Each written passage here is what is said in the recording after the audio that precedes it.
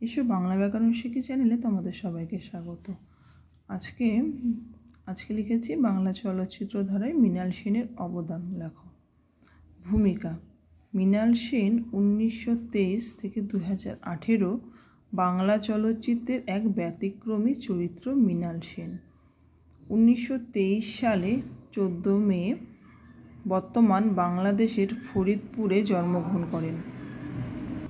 Telefilm, short film, documentary film এবং পূর্ণদৈর্ঘ্যের ছবি মিলিয়ে তার ছবির সংখ্যা প্রায় 50টি।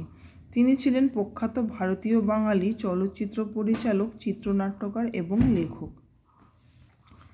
চলচ্চিত্রে অবদান: 1955 সালে মৃণাল সেনের প্রথম পরিচালিত ছবি রাতভর মুক্তি পায়।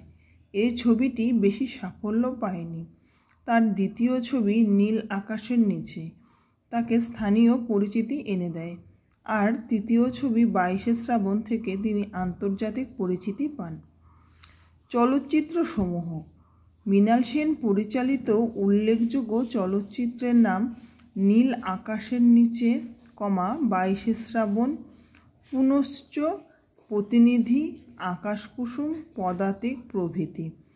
চলচ্চিত্র পরিচালনার আগে চলচ্চিত্র বিষয়ক লেখালেখি থেকেই মৃণাল সেনের ছবি তৈরির ভাবনা শুরু হয়। পরের পয়েন্টটা হচ্ছে তথ্যচিত্র।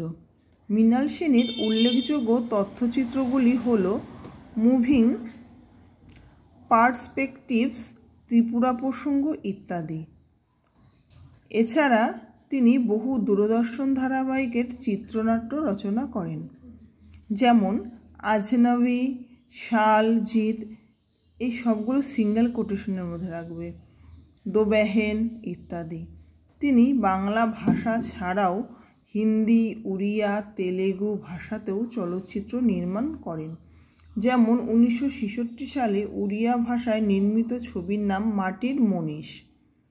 গুরুত্ব: মধ্যবিত্ত সমাজের নীতিবোধকে মৃণাল সেন তার একদিন, প্রতিদিন এবং খারিজ এই দুই ছবির মাধ্যমে ফুটিয়ে তুলেছেন।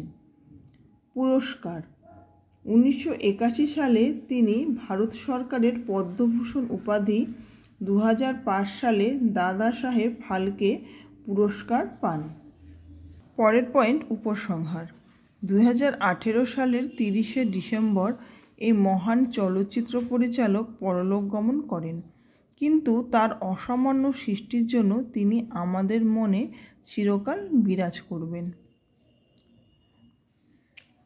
ভিডিওটি ভালো লাগলে অবশ্যই লাইক ও সাবস্ক্রাইব করো। শেষ করলাম ভিডিওটি এখানে। ধন্যবাদ।